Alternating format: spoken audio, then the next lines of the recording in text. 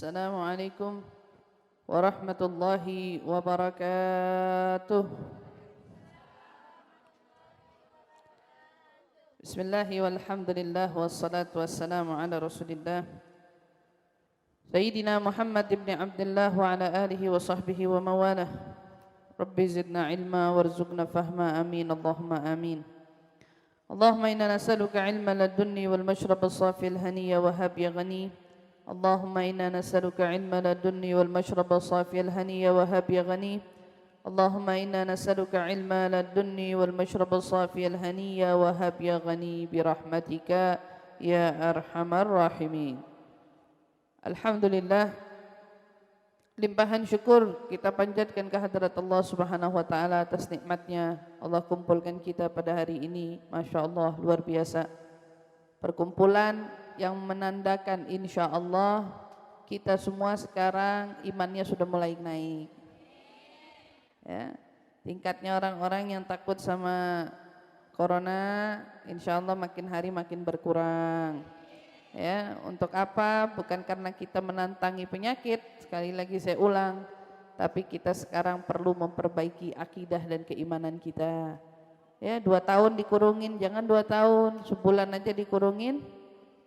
Ya, iman kita sudah kacau.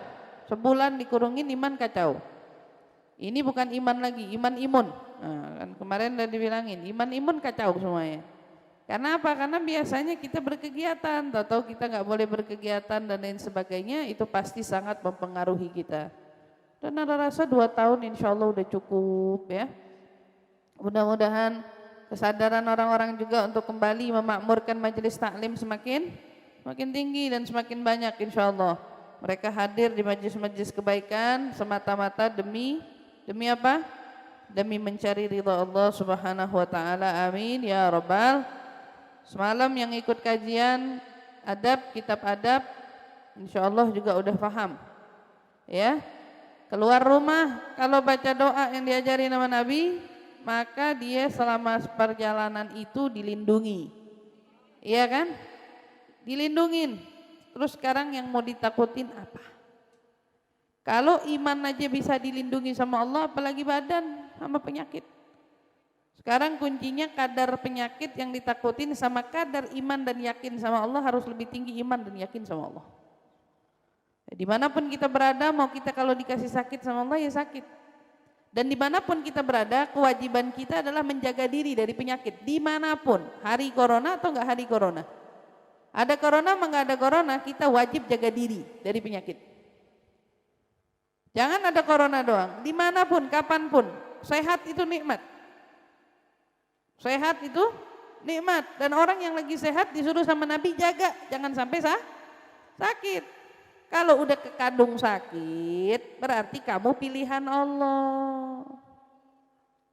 Berarti kamu dipilih sama Allah di antara yang lain. Oh, ini semua sehat kok, tahu saya yang sakit. Kenapa ya? Apa Allah enggak sayang sama saya? Terbalik ngomongnya, justru kamu yang sakit, kamu yang dipilih. Allah sayang sama sayang sama kamu. Sayang sama kamu, peduli sama kamu, ingin kamu dekat dengannya, ingin kamu mendapat ganjarannya. Begitu orang sakit kan kalau sabar ganjarannya pahalanya apa dari Allah? Surga. Gugurnya dosa, ditinggikannya derajat, itu kalau pahala orang sakit sabar. Dosanya diampunin, dinaikin derajatnya sama Allah Subhanahu wa taala. Dan kalau dia wafat karena sabarnya, dia masuk surga. Dia masuk surga. Berarti kuncinya sekarang itu semuanya harus datangkan hal yang baik dalam pikiran kita, terutama berkenaan dengan ketetapan Allah. Ya Allah tetapin sama kita adalah yang terbaik. Kalau sakit Allah sayang. Kalau sehat Allah masih kasih kesempatan. Kalaupun seandainya ternyata sampai di situ waktunya kita sabar sama sakitnya kita, insya Allah mengantarkan kita pada kebahagiaan yang abadi. Nah itu yang diharapin, kebahagiaan yang abadi. Insya Allah orang-orang majelis badannya dikasih sehat, ya sehat semua, panjang umur dalam taat, ya diberikan kebahagiaan dunia akhirat, ya digabulin semua hajat. Itu harapan kita insya Allah. Mudah-mudahan Allah tolak balak musibah kita.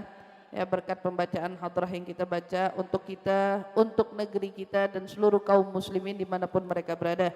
InsyaAllah senantiasa dipelihara Allah, dijaga Allah, dilindungi Allah. Amin ya rabbal alamin.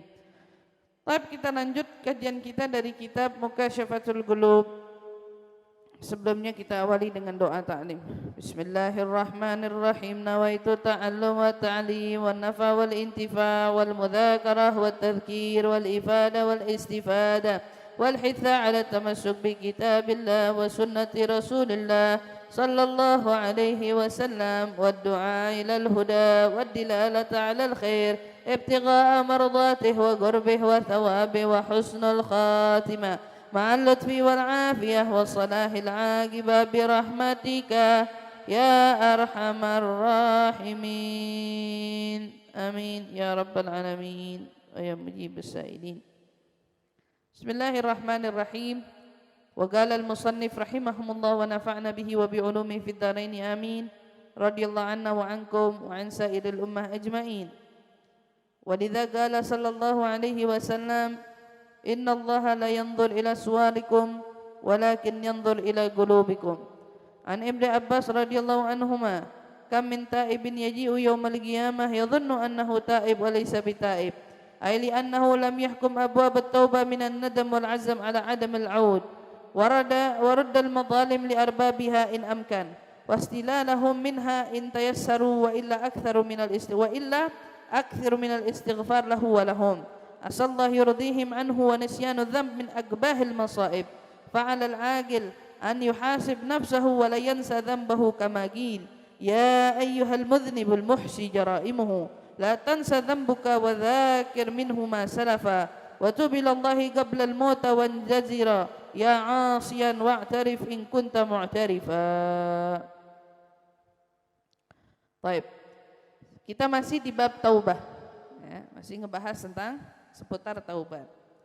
Nabi SAW bersabda, Innallaha la yanzuru ila suwarikum walakin yanzuru ila qulubikum.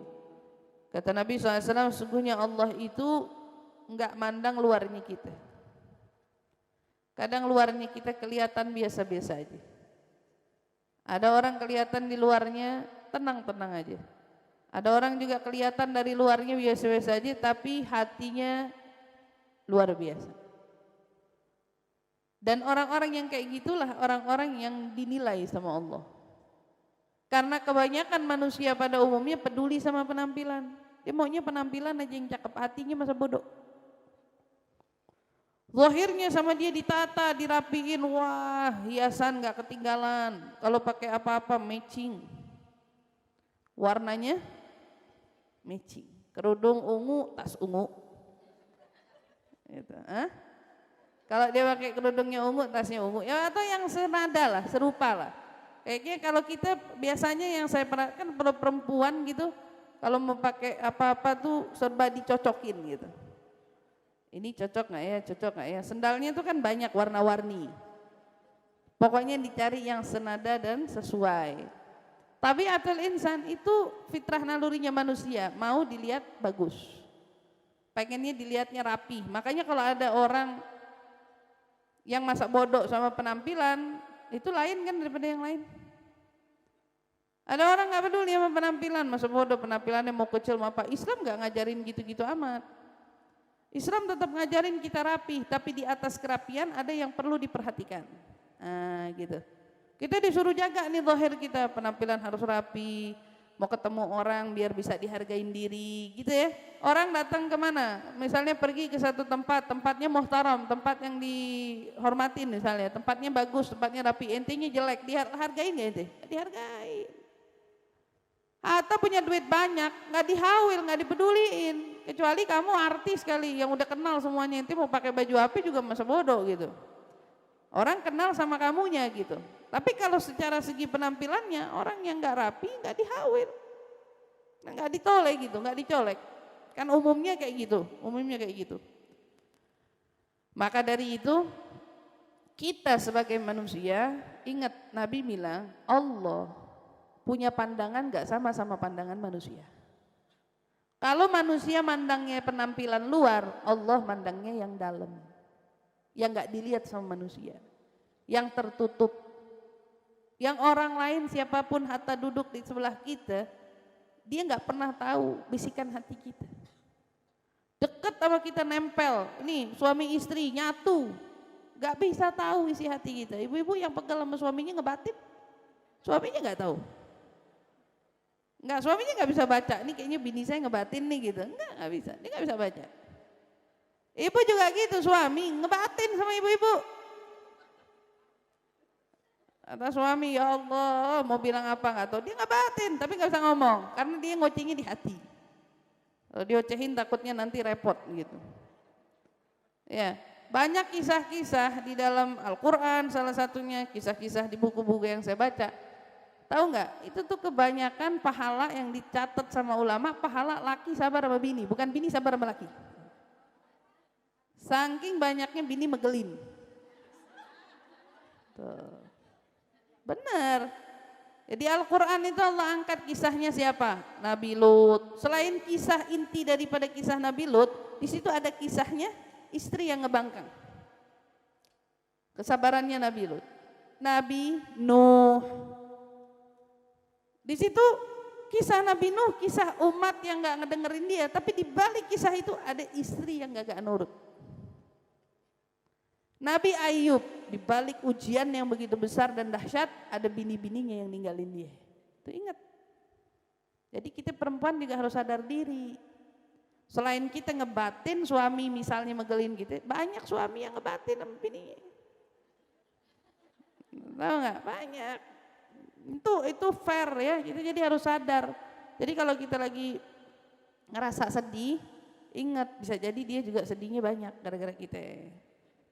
Tuh, enggak, sebenarnya sedihnya banyak gara-gara kita. Jadi ingat itu. Nah itu bayangin, tinggal serumah 20 tahun, 30 tahun, ngebatin, nggak ada yang tahu. Nggak bisa tahu. Hanya Allah yang tahu dalamnya kita ini. Cuman Allah yang tahu. Sedekat apapun kita sama manusia, punya hubungan sedekat apapun kita, yang sampai tahu ke batin kita cuman Allah. Bahkan malaikat aja yang diperintahin sama Allah nyatet amal baik dan amal buruk kita, itu enggak nembus sampai dalamnya kita.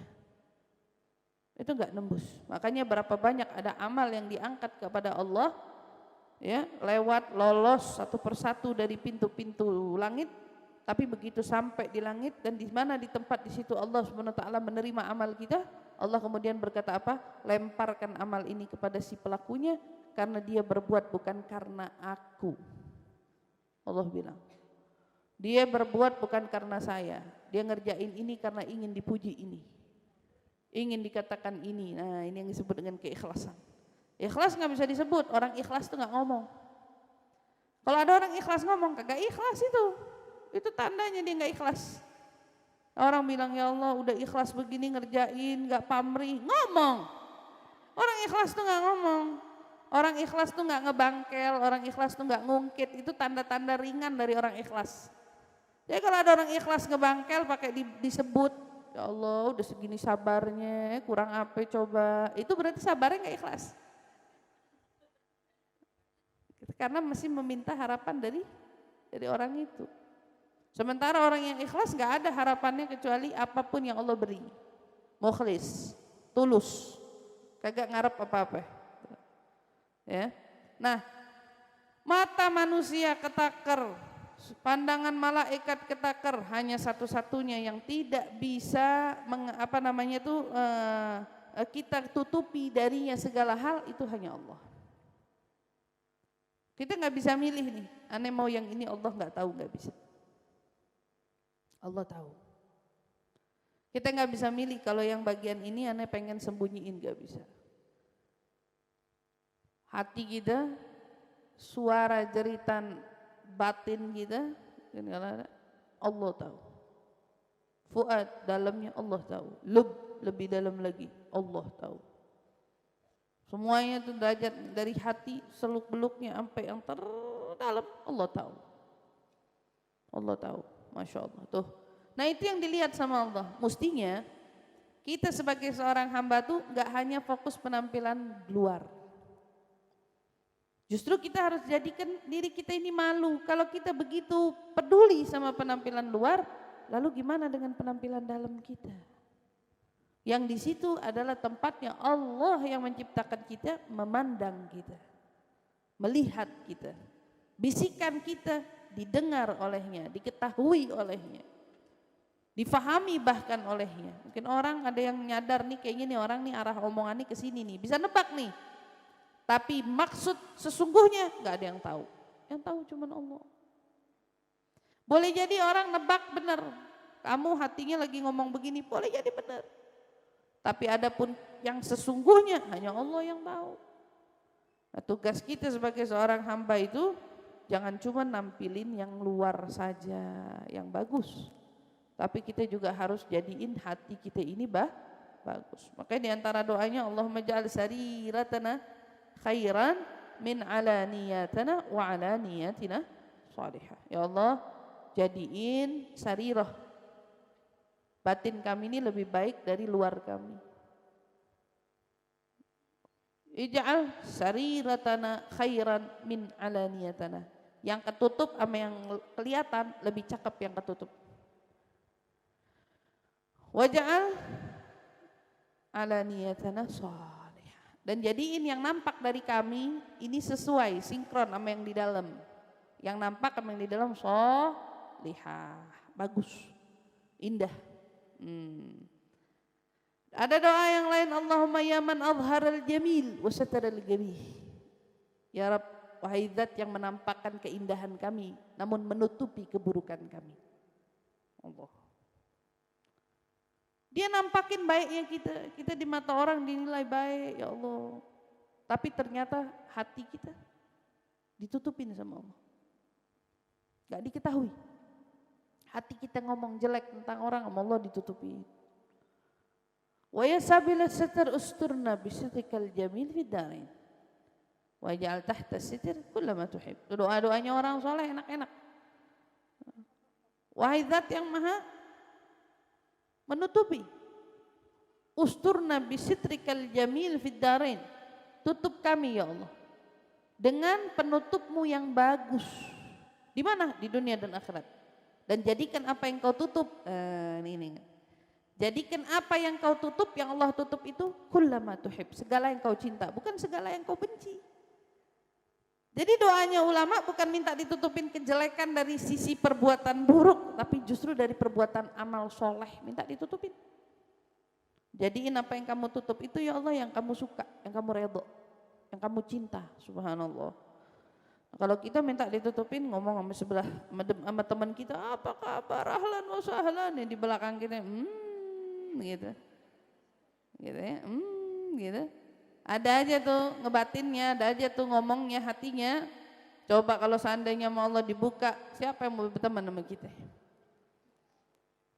Kalau ada orang yang bermaksiat, lalu kemudian di malam hari dia berbuat dosa, esok harinya sama Allah, apa yang dia buat dicatat di jidatnya, gimana tuh? Ada orang mau berteman sama dia? Enggak ada orang mau berteman sama dia. Tapi dari rahmatnya Allah, dari kasih sayangnya Allah, enggak, Allah tutup. Makanya yang ngelihat dalam cuman Allah. Nah mestinya kita nih sadar. Allah hanya lihat dalamnya kita, mestinya kita punya konsen itu lebih perhatian sama dalam daripada cuman luar. Sama dalam rapiin, karena dia yang dilihat sama Allah. Dia yang Allah pandang, dia yang Allah lihat, dia yang Allah perhatikan. Mestinya kita itu berhias untuknya, bukan untuk manusia. Merapikan dari segi ketaatan kita, bukan untuk manusia, tapi untuknya. Innallaha la yanzuru ila suwarikum, walakin yanzuru ila qulubikum. Dalam riwayat yang lain, wa niyatikum, dan juga niat-niatmu dipandang oleh Allah Subhanahu wa taala. Kemudian diriwayatkan an Ibnu Abbas radhiyallahu anhuma, kata Sayyidina Abbas radhiyallahu anhum, beliau berkata, Ibnu Abbas bilang, kam min ta'ib yaji'u yaumal qiyamah yadhunnu annahu ta'ib wa laysa bita'ib. Berapa banyak orang yang bertaubat pada Allah datang di hari kiamat, mereka mengira sesungguhnya dia sudah bertaubat, Dia udah taubat nih atas dosanya, tapi pada hakikatnya mereka orang-orang yang belum bertaubat. Kenapa demikian? Karena taubatnya nggak sungguh-sungguh. Taubatnya itu asal ngucap, tapi nggak dari batinnya, nggak dari hatinya, nggak dia kerjain pakai hatinya. Kenapa? Lam yahkum abwabut taubah minan nadam wal azm. Orang-orang yang kayak gitu tuh, dia nggak bikin taubatnya dia tuh kokoh. Dengan apa? Dengan nadamnya, penyesalannya, dengan tekadnya yang kuat, keinginan yang kuat untuk gak mau ngulangin, gak mau kembali lagi ke dosanya itu. Hingga pada akhirnya apa? Ya udah taubatnya bimujarradil lisan, faqat ucapan doang, istighfar doang. Kayak kita nih baca ya Tawwab tub alaina warhamna wanzur ilaina, itu kan pengutaraan minta pintu taubat. Tapi saat kita ngucap pakai mulut doang, hatinya kagak, apa itu dianggap taubat? Tidak. Itu gak dianggap taubat, itu nanti cuma baca doang. Tapi saat kamu mengucapkannya kemudian hati disertakan mengingat dosa, memohon, dan di situ adanya azm, tekad nggak mau kemana, alla yaud, nggak mau balik kepada dosa itu, di situ namanya taubat. Udah nyesel, dia bertekad kagak mau balik sama dosa itu. Dia upayakan sebagaimana semestinya, dia jaga dirinya biar kagak balik ke situ. Nah, bisa jadi ini orang-orang yang datang di hari kiamat, kata Sayyidina Ibnu Abbas, mereka ngira dirinya sudah bertobat, walaysa bitaib, tapi ternyata mereka belum bertobat.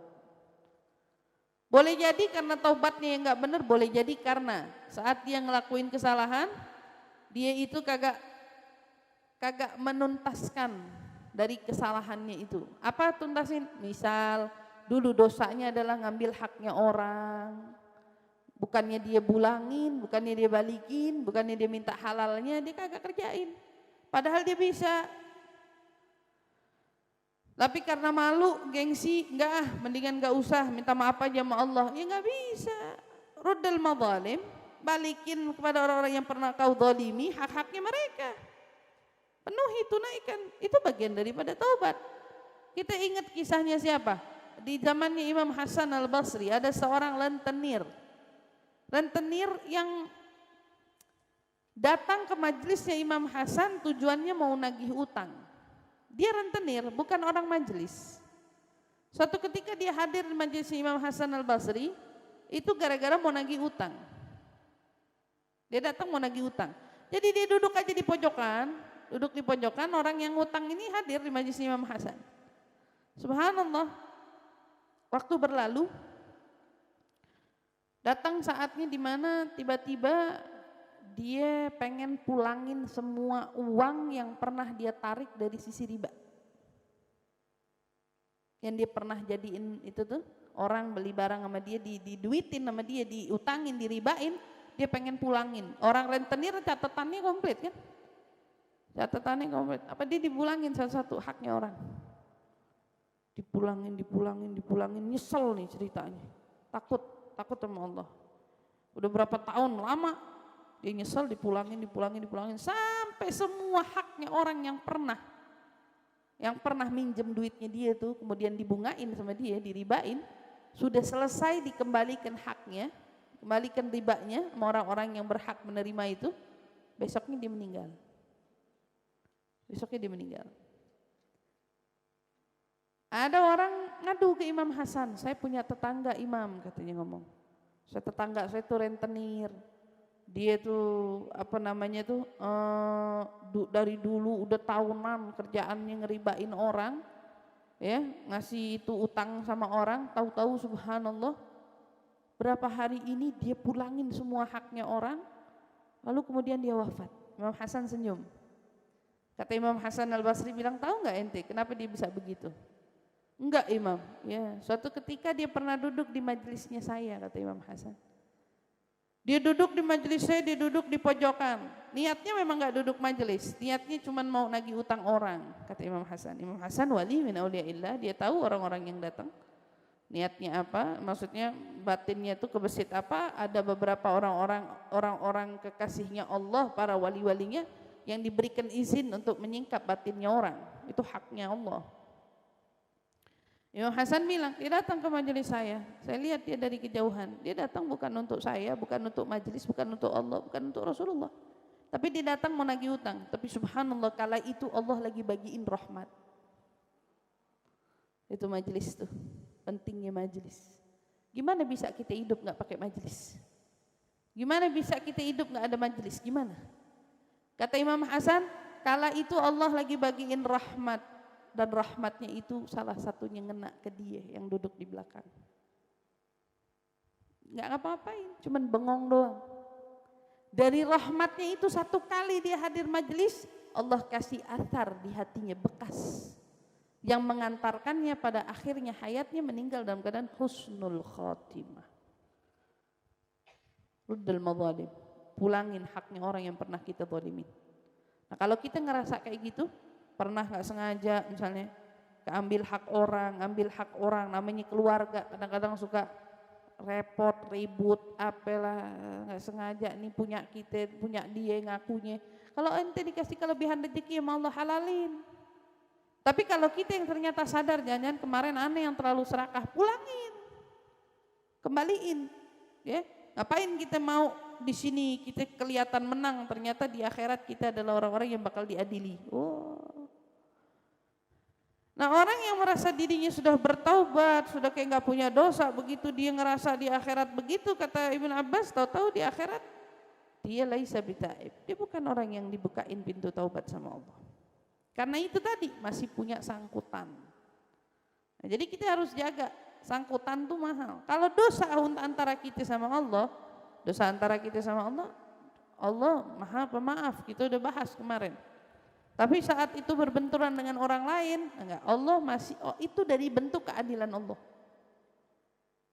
Bentuk keadilan Allah, enggak harus diadilin sampai orang itu rela, sampai orang itu rela. Nah kalau orang udah dibukain pintu tobatnya sama Allah Subhanahu Wa Taala dengan cara ternyata ente pernah nggak sengaja ngambil hak orang, dulu ente berteman sama orang, tapi sekarang orang itu nggak tahu di mana. Ente pernah nggak sengaja ngambil makanan dia nggak izin, itu kan bagian daripada yang harus diingat misalnya. Tapi dia tinggal di mana sekarang nggak tahu, rumahnya di mana nggak tahu, yang mau dipulangin juga nggak tahu, bingung mana orangnya, apa yang kita mau kembaliin nggak tahu, siapa orangnya, di mana rumahnya, di mana keluarganya nggak tahu nih.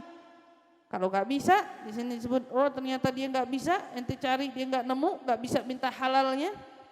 Kalau nggak bisa, apa yang dilakuin? Wa illa aktsiru minal istighfar. Kata Imam Ghazali, kalau ente nggak bisa begitu, perbanyak istighfar buat dia, tuh orang, buat dirimu dan juga buat orang yang kau pernah zalimi itu. Dimanapun saudaraku itu berada, dimanapun sahabatku itu berada, atau dimanapun orang yang pernah ente kenal itu berada, ingat dia, mintain ampun buat dia, mintain ampun buat dosa-dosanya dia. Kita berharap mudah-mudahan dia mau ridhoin kita, minta sama Allah mudah-mudahan Allah lunakin hatinya biar dia ridho sama kita, biar mudah-mudahan dia nggak ada tuntutan sama kita di akhirat, tuh minta. Itu salah satu bentuk kesungguhan kita dalam minta taubat.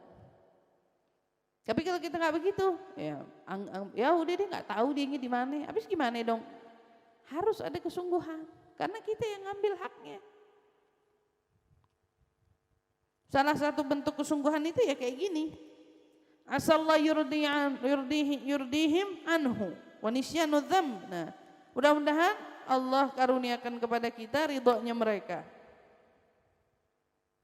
Ridho atas kita karena kita pernah zalimin mereka. Berharap mudah-mudahan Allah lunakin hati mereka, begitu. Nah gitu caranya. Jadi kalau kita punya orang dulu kita jahatin, orang yang nggak tahu di mana sekarang, udah kita cari, udah kita upayain, udah kita usahain, caranya gitu. Kita yang doain dia terus-menerus. Di antara doanya bukan cuma minta ampun untuk diri kita dan untuk dirinya, tapi juga minta mudah-mudahan Allah ketuk hatinya dia untuk tidak menuntut kita di hari akhir. Minta kayak gitu tuh. Itu ngajarin sama kita pentingnya menjaga hak sesama muslim.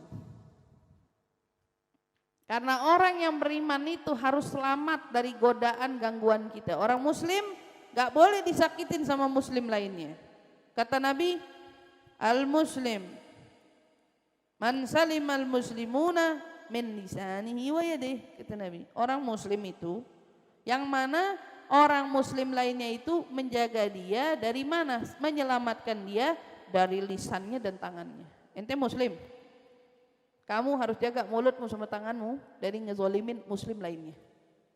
Kalau ente bisa ngejaga dua hal itu, ente muslim. Tapi kalau kamu gak bisa ngejaga lisan, gak bisa ngejaga tanganmu, maka kamu belum masuk kriteria muslim yang sesungguhnya. Ente punya kurang, ente punya cacat.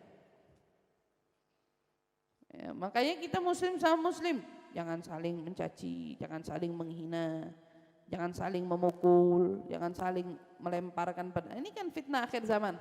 Lihat perangnya orang sama siapa? Kadang-kadang muslim sama muslim.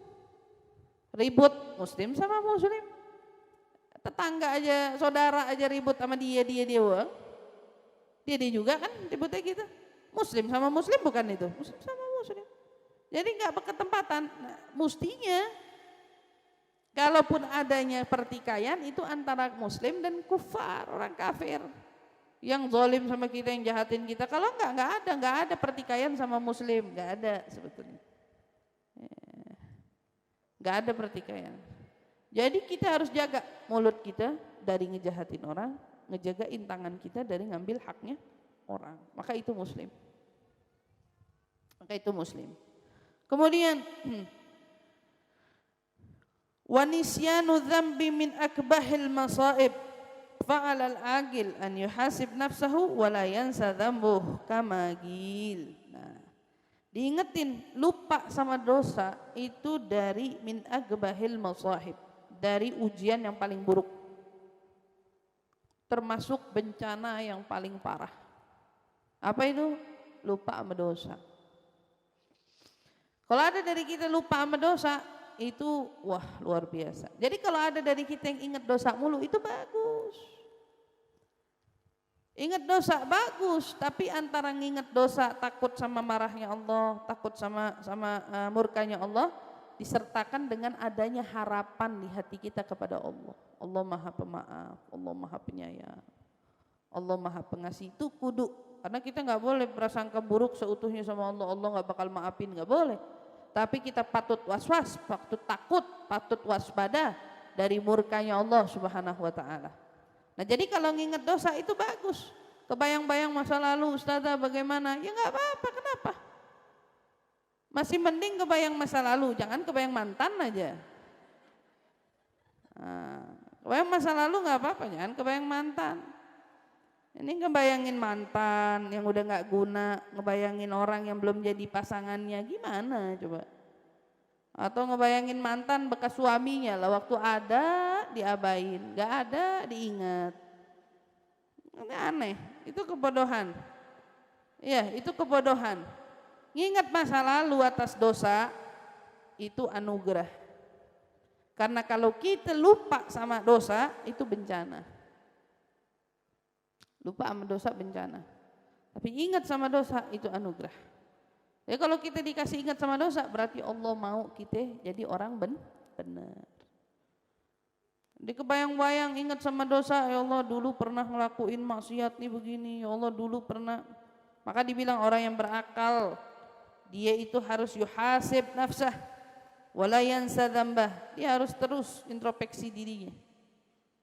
Orang yang berakal, dia pasti bakal mengintrospeksi dirinya, dia usut, dia perhatiin salah saya apa, ya kurang saya apa, hari ini bagaimana saya, hari ini kurang apa saya, dia usut. Itu orang akal, orang berakal. Kalau pembisnis aja dalam hidupnya punya target pencapaian yang ingin dicapai, nggak ada orang usaha mau hari ini hasilnya menurun dari hari kemarin, nggak mau. Harapan dia maunya terus naik. Harusnya itu bukan ada sama orang yang usaha doang, kita yang hidup, yang sedang mengejar syariat, mengejar Allah, mengejar ridha Allah, mengejar ridha Rasulullah. Jangan rela hari ini sama kemarin baikkan hari kemarin. Hari kemarin taatnya Masya Allah, hari ini loyo. Karena kadang-kadang itu pilihan kita. Kalau taat kan pilihan kita. Hari ini ente mau semangat, ente gak semangat. Kalau rezeki kan Allah yang tentuin. Ente udah semangat nyari rezeki, ternyata penghasilannya hari ini segitu. Ya udah mau diapain? Itu udah takdirnya dari Allah segitu, takarannya dari Allah segitu. Mau ente jibaku tay sampai jam 12 malam, kalau kata Allah segitu hasilnya, ya segitu hasilnya.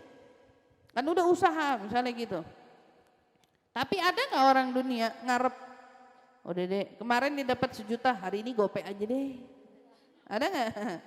Kemarin tokonya dapat 1 juta, atau hari ini dia bilang 500 juga nggak apa-apa deh gitu. Nggak ada, semua maunya naik. Dia pengen naik, pencapaiannya naik. Nah kita juga sebagai seorang yang beriman harusnya kayak gitu. Di dalam mengejar ketaatan, hasib nafsana. Begitu toko kita sepi, begitu usaha kita sepi, kenapa ya? Cuman jeleknya kita kadang-kadang kenapa ya nyalahin orang. Kadang-kadang watak kita gitu tuh, kenapa ya nyalahin orang? Ini jangan-jangan gara-gara segini nih. Jangan-jangan nih kita dijampe-jampe nih sama si ini nih. Nyalahin orang, bukan introspeksi diri. Orang tuh kalau introspeksi diri, melihat apa yang dicari kekurangannya, nggak nunjuk orang. Nggak nunjuk orang. Kalau dia nunjuk orang itu udah kesalahan pertama. Diintrospeksi dirinya sendiri, dilihat. Sayyidina Umar bin Al-Khattab waktu menjadi khalifah, waktu dia menjadi amir, pemimpinnya kaum muslimin, Sayyidina Umar itu nggak pernah nunjukin sama kita, Sayyidina Umar nunjuk orang salah, nggak. Sayyidina Umar malam-malam kelilingin rumahnya orang-orang penduduk Madinah itu, mau mastiin ada yang kelaparan apa kagak tuh malam. Emang dicari sama dia. Sayyidina Umar cari, begitu Sayyidina Umar cari, padahal kan dia bisa suruh aja anak buahnya. Enggak, dia mau muter sendiri. Suatu malam tiba-tiba dia temuin ada satu rumah yang apa? Sayyidina Umar lihat ada satu rumah yang kelaparan. Anaknya nangis gak berhenti-berhenti. Didengerin sama Sayyidina Umar, kenapa nih nangis gak berhenti-berhenti? Udah ditungguin berlama-lama nangis gak berhenti-berhenti. Akhirnya digedor sama Sayyidina Umar ibunya. Ditanya, ada apa dengan anakmu? Apa kau membutuhkan sesuatu atau apa? Bayangin ini amir. Belusukannya tapi nggak ditemenin orang. Belusukannya itu belusukan kan? Namanya belusukan bukan itu? Itu belusukan tapi nggak ditemenin siapa-siapa, sendiri. Bukannya masuk lobak apa? Kolong masuk gorong-gorong tapi dipoto. Gimana ceritanya masuk gorong-gorong dipoto? Lagi di gorong-gorong ada siapa? Ketemu siapa di gorong-gorong? Suruh mampir ke sini, lihat ya kurang apa di sini di kampung orang, lihat kayak gitu, itu namanya belusukan.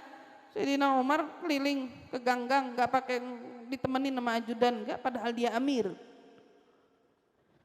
Dianya amir. Sampai di situ ditanya, dia bilang, saya ini punya anak-anak yang kelaparan.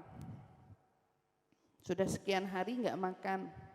Dan untuk membuat anak-anak saya tenang, dia bohongin anak-anaknya, dia masak batu.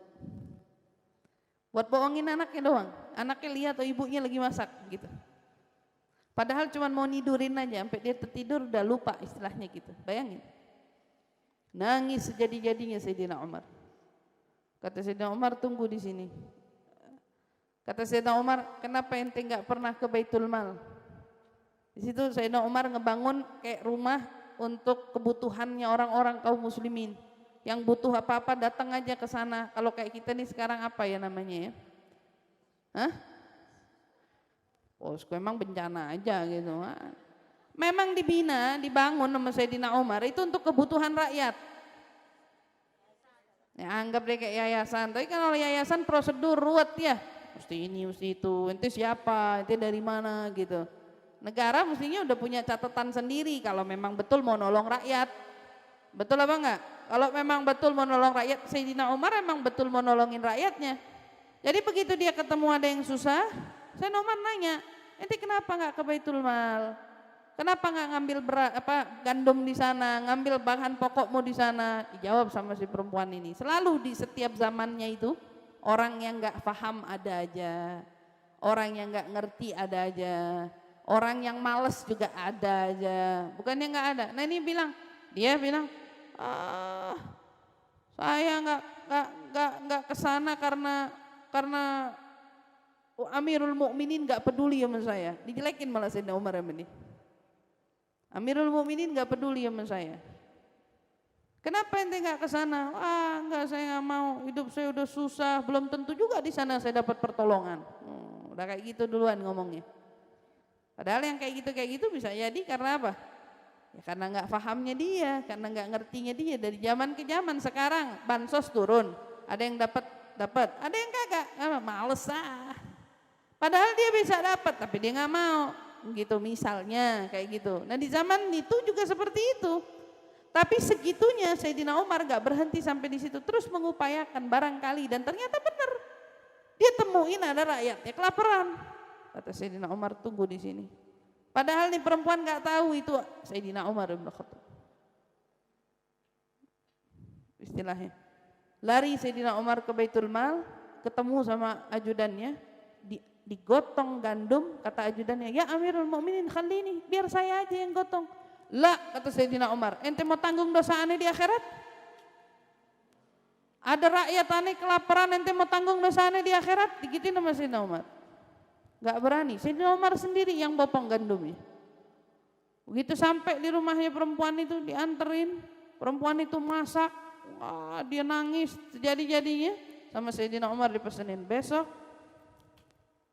kalau ente punya makanan habis, datang ke Baitul Mal. Nih, Baitul Mal di sini. Ente datang, ambil yang ente perlu, kata Sayyidina Umar gitu. Udah, gandum yang dikirim sama Sayyidina Umar waktu itu habis, ya dengar katanya Sayyidina Umar kan. Kalau mau gandum lagi atau perlu apa, ke Baitul Mal. Balik dia ke Baitul Mal. Saat dia sampai di Baitul Mal, dia lihat Sayyidina Umar lagi kerja, Sayyidina Umar lagi ngadepin orang, lagi apa, dan dihormati, dijunjung. Kata ibu-ibu itu bilang, man hadza rajul? Siapa orang ini? Hadza Amir. Ini Amirul Mukminin, pemimpinnya kita. Kagetnya itu perempuan, hadza Amirul Mukminin, yang datang malam-malam ke rumah saya Amirul Mukminin Umar bin Khattab. Yang setan takut sama dia.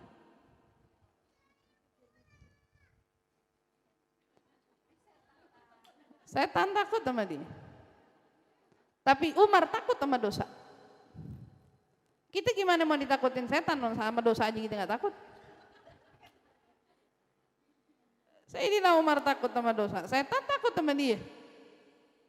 Masalaka Umar fajjan illa wasal ke syaitan fajjan akhar. Sayyidina Umar nggak jalan di satu gang, setan milih gang lain. Saking takutnya sama Sayyidina Umar. Dan itu kegigihannya Sayyidina Umar. Subhanallah, bayangin. Tapi lihat, takut sama dosa. Enggak kepengenan dia ada orang yang kelaparan kala itu. Sayyidina Umar tuh hasib nafsu, ngecek introspeksi diri terus.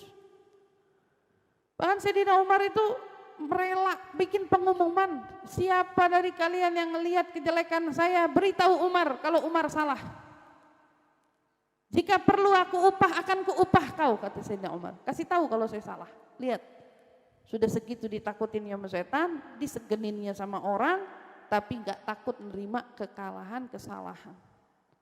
Kalau dia salah, bilang, kata Sayyidina Umar. Subhanallah. Lah kita, siapa-siapa bukan, disalahin ngamuk. Dibilangin ngamuk, gak terima.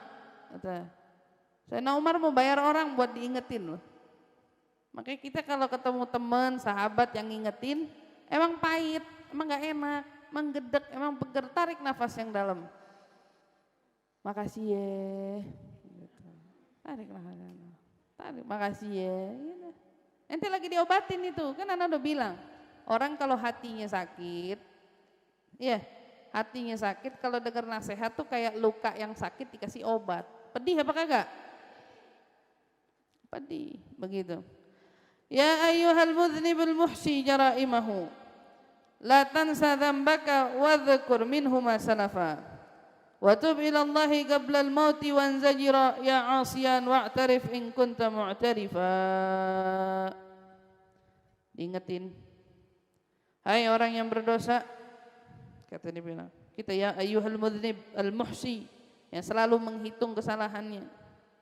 La tansa dzambak, jangan kamu lupain dosa-dosamu. Wadhkur minhu ma salafa, dan ingatlah yang telah berlalu. Tuh, kita malah disuruh, hai pendosa yang banyak dosanya, ya. Disuruh apa? Al-muhsi, yang senantiasa menghitung dosa-dosanya. Jangan kamu lupain dosa-dosamu itu, dan ingatlah selalu apa yang pernah berlalu itu dari dosa-dosa yang kita kerjain. Kemudian apa kata dibilang? Watub ilallah, dan bertobatlah kamu kepada Allah sebelum mati. Hai siapa? Dibilang wanzajara ya asian, masih disebut lagi, hai kamu yang berbuat dosa, akuilah, kamu memang harus mengakui. In kunta mu'tarifa, kalau kamu sadar, sadarin kalau kamu memang punya dosa. Jangan sombong. Wa'tarif in kunta mu'tarifa. Waruwiya Abu Al-Faqih Abu Al-Layth bisanadihi qala dakhala Umar radhiyallahu anhu ala Rasulullah sallallahu alaihi wasallam bakiyan. Faqala Rasulullah sallallahu alaihi wasallam ma yubghika ya Umar? Faqala ya Rasulullah bil bab syab qad ahriqa fuadi wa huwa yabki. Faqala lahu Rasulullah sallallahu alaihi wasallam adkhilhu ya Umar. Faqala fadakhala wa huwa yabki. Faqala lahu Rasulullah sallallahu alaihi wasallam ma yubghika ya syab? Qala ya Rasulullah abkatni dhunub katsirah wa khiftu min jabbar ghadman alayya. Riwayat dari Al-Faqih Abu Layth, dalam sanadnya beliau menceritakan Umar bin Al-Khattab pernah datang kepada Rasul sallallahu alaihi wasallam. Sayyidina Umar pernah datang kepada Rasulullah sambil nangis. Sayyidina Umar datang sambil nangis. Maka Rasulullah bertanya, apa yang bikin kamu nangis wahai Umar? Ada apa? Sayyidina Umar bilang, ya Rasulullah, di depan pintu ada pemuda yang membuat hatiku terbakar. Saking harunya, terharu maksudnya Sayyidina Umar. Pemuda itu ada di depan. Kata Rasulullah SAW, masukkan dia. Ada apa? Kata Rasulullah, suruh dia masuk. Maka pemuda tersebut disuruh masuk sama Nabi SAW. Saat dia masuk, lihat Sayyidina Umar yang kokoh gitu. Kalau kita lihat dari cerita ini, lulu gampang banget nangisnya. Kalau ngelihat orang yang menyentuh hatinya, nangis Sayyidina Umar. Karakternya biar sosoknya dikenal tegas, menakutkan setan, tapi hatinya lembut selembut sutra. Orang nangis, dia ikut nangis. Jadi terharu menangisnya orang. Orang itu bikin hati saya terbakar ya Rasulullah, bikin hati saya terharu ya Rasulullah. Suruh masuk, gitu pemuda itu masuk. Rasulullah nanya, ma yubkika ya syab? Kenapa ente nangis? Apa yang bikin kamu nangis wahai pemuda? Kata Nabi SAW. Maka pemuda tersebut jawab, ya Rasulullah, abgatni, yang bikin saya nangis dzunub katsirah. Yang bikin saya nangis, saya punya dosa yang banyak. Masih muda, ingat dosa. Saya punya dosa ya Rasulullah banyak, katanya. Dan saya takut sama kemarahannya Allah yang Maha Perkasa. Dia takut Allah marah sama dia. Dan dia nangis, dia sedih. Faqala Rasulullah sallallahu alaihi wasallam, asyrakta billahi syai'a? Kamu pernah nyekutuin Allah enggak? Tanya sama Nabi. Dijawab, enggak ya Rasulullah. Aku enggak pernah menyekutukan Allah. Agatalta nafsan bighairi haq? Ditanya sama Nabi, ente pernah bunuh orang enggak tanpa hak? Galala ya Rasulullah. Dia enggak pernah ya Rasulullah. Enggak, saya enggak pernah bunuh orang secara begitu sengaja. Gala fa innallaha yaghfiru dzambik, kata Nabi, maka Allah ampunin dosa-dosa kamu. Walau kana mithlu samawati wal ardina wal jibal. Meskipun banyaknya dosa kamu sebanyak langit, 7 langit lapis bumi ini ada, dosa kamu semua di situ, kata Nabi, Allah ampunin. Sebanyak bilangan gunung yang ada, kata Nabi, Allah ampunin. Lihat kuncinya apa? Enggak pernah syirik dan juga enggak pernah apa? Dia enggak pernah syirik dan dia enggak pernah bunuh orang secara sengaja tanpa hak. Tapi dia bilang, ya Rasulullah, dzambi a'zamu min dzalik. Rasul, dosa saya lebih besar daripada itu. Masih ngerasa dia punya dosa nih. Wa dhunubi a'zamu min dzalik ya Rasulullah, dzambi a'zam min dzalik. Qala dzambuka a'zam amil kursi. Ditanya sama Nabi, dosa ente yang lebih besar apa kursinya Allah yang lebih besar? Dijawab sama dia, dzambi a'zam, dosa saya lebih besar ya Rasulullah. Dia masih bilang begitu, dosa saya lebih besar ya Rasulullah. Ditanya lagi, dzambuka a'zam amil arsh, dosamu yang lebih besar apa arasy-nya Allah yang lebih besar? Dzambi a'zam.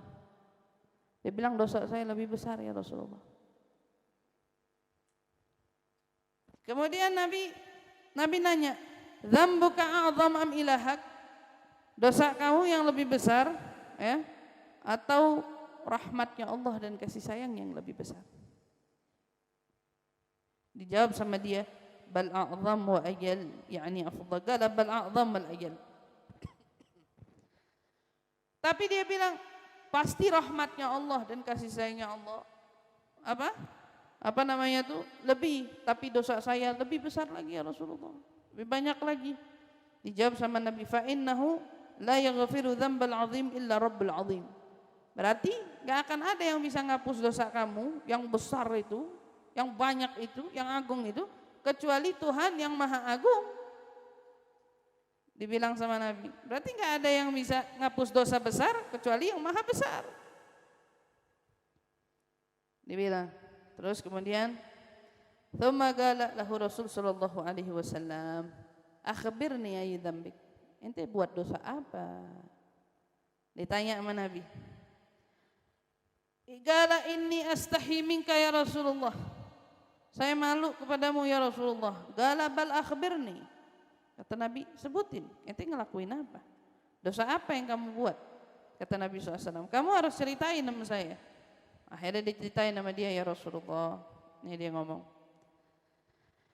inni kuntu anbishul gubur mundu 7 sinin hatta matat jariyah min banatil ansar. Fanabishtu gabraha wa akhadtu kafanuha wa madaitu ghairu ba'id faghalaba syaitanu alayya faraja'tu fajama'tuha. Thumma madaitu ghairu ba'id wa idha bil jariyah gamat wa galat wailaka ya syab ama tastahyi min dayyan ya'khudhu lil mazlum minal zalim taraktani 'aryanah fi askaril mauta wa awqafatni junuban baina yaday Allahi 'azza wa jalla. Kata dia bilang, saya ini tukang gali kubur ya Rasulullah. Sudah 7 tahun saya ini gali kubur ya Rasulullah. 7 tahun saya gali kubur, sampai ada seorang jariyah, seorang perempuan wafat, meninggal dunia, dari salah satu anaknya orang Ansar, kata dia bilang, anaknya orang Madinah. Fanabashtu gabraha, kuburnya saya gali, saya colong kafannya, saya ambil kain kafannya dia. Wa madaitu ghairu ba'id, saya pergi enggak selang berapa jauh, setan datang ke saya. Setan datang ke saya bisikin, godain saya, nyuruh saya, atau maksudnya bikin saya mau apa? Mau ngelakuin hal yang enggak semena-mena sama si gadis itu, sana si anak perempuan itu. Apa? Karena baru dikubur kan, dia tukang gali kubur, jadi dia tahu kuburan baru. Maka setelah saya colong kafannya, ya zaman dulu kafan itu berharga. Kayak di zamannya Nabi SAW orang pakai baju tuh mahal, susah, bernilai, mau nutup badannya untuk wafat juga bernilai. Emang kita sekarang beli baju bertumpuk, beli kafan kagak? Iya kan? Loh iya, kalau kita sekarang coba dipikirin, orang agil mestinya mikir, kalau kita hidup aja perlu baju, mati kan juga perlu. Ya sudah sepatutnya lah, nggak usah takut. Simpen, beli kain kafan, taruh aja di lemari yang nggak dibuka-buka kan nggak apa-apa. Tapi kita punya tak cadangannya, punya simpenannya, karena nilainya saya nggak tahu nilai kafan berapa di sini, nggak tahu. Tanya Kang Mandiin. Agaknya berapa nggak tahu saya. Boleh aja kita simpen, nggak jadi masalah.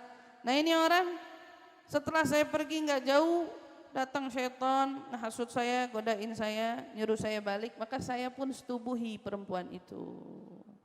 Jadi ini setubuhin mayat. Jadi ini setubuhin mayat. Kemudian setelah aku setubuhi dia, nggak selang beberapa jauh, subhanallah, ini gadis yang disetubuhi ini seolah bangkit dari kuburnya, teriak, manggil dia. Dia bilang, wailaka ya syab, celaka kamu wahai pemuda. Kata si perempuan ini bilang, tidakkah kau malu kepada Allah? Kau telah mengambil apa? Mengambil kain kafanku, haknya orang yang kamu zalimin, kamu ambil, katanya perempuan tersebut. Kau buat aku tanpa busana, kau tinggalkan aku urian, kata dia bilang, kau buat aku enggak pakai baju. Di mana? Di tengah hamparan orang-orang yang wafat.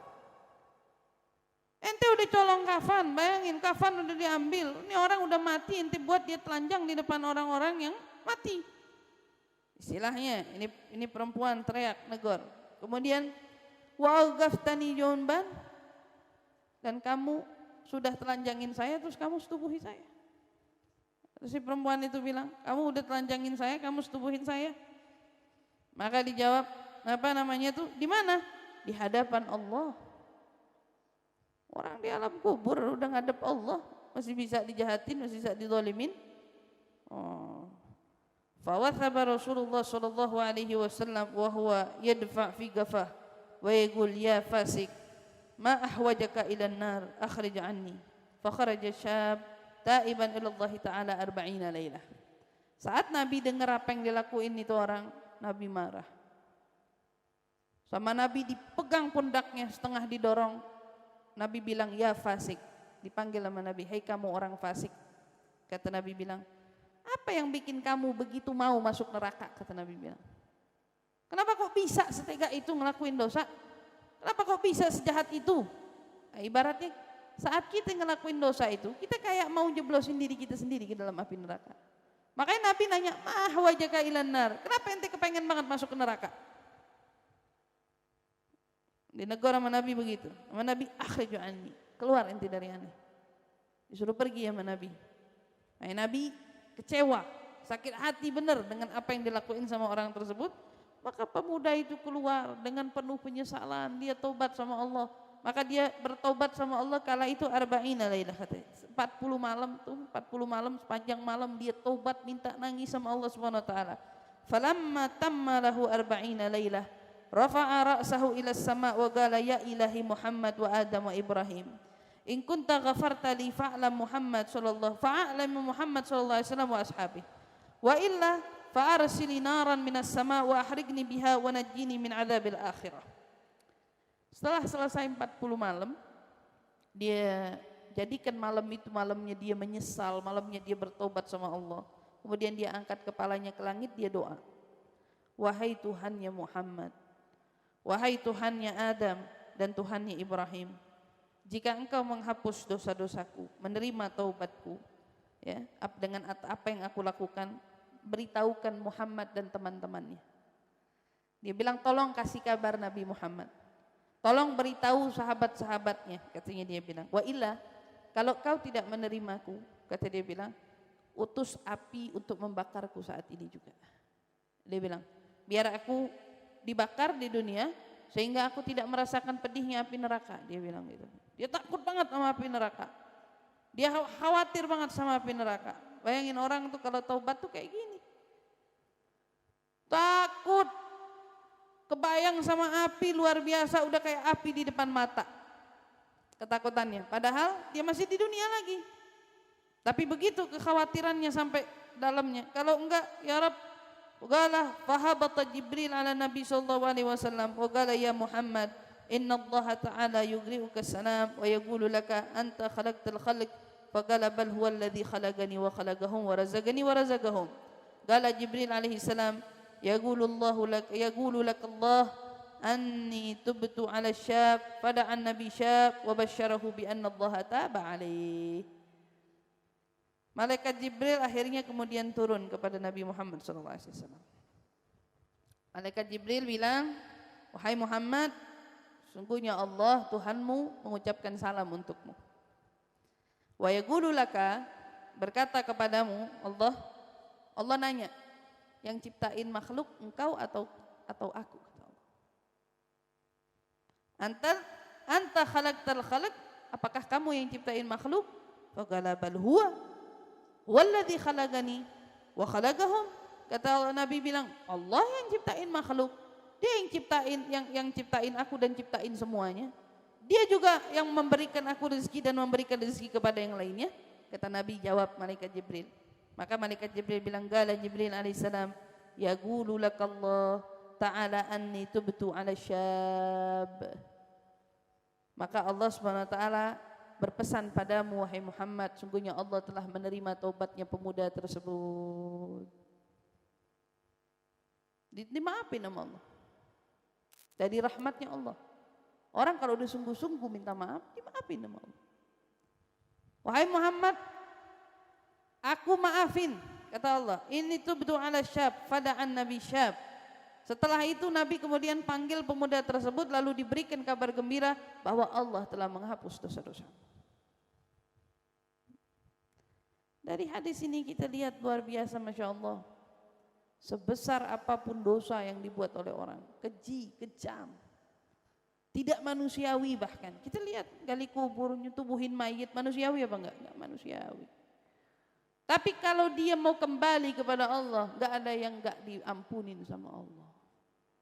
Dan ini pelajarannya di sini kita apa? Ada orang taubat, ada orang berubah, kita enggak boleh ngehakimin dia. Menghakimi dia atas perbuatan dosa yang dia pernah berbuat, itu bukan kapasitas kita. Ada orang mau kembali ke jalan Allah, siapapun dia, dari manapun asalnya, sebejat apapun dia, terima. Karena Allah menerima dia. Apalagi kesalahan teman-teman kita yang gak seberapa.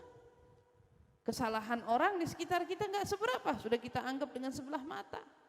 Sudah kita hinakan dia, sudah kita cemooh dia, sudah kita jelekin dia, naudzubillah. Allah punya pengadilannya. Kita ini sesama hamba, maka Nabi aja ditegur. Antal ladzi khalaqal khalq, kamu bukan yang ciptain makhluk. Bukan, kata Nabi. Balhu, dia Allah yang ciptakan aku dan menciptakan semua makhluk. Warazaqani warazaqahum, kata Nabi, yang memberikan aku rezeki dan memberikan semua orang makhluk rezeki. Maka Allah mau kasih kabarnya bahwa pemuda itu yang bertobat, menyesal, memohon ampun, diampunin dosanya. Ya Allah, dosa kita banyak. Kalau seorang Abu Nawas aja dalam doanya ya, Ilahi lastu lil firdausi ahla. Saya nggak pantas katanya masuk ke surga, apalagi firdaus. Nggak pantas. Tapi dia jawab apa?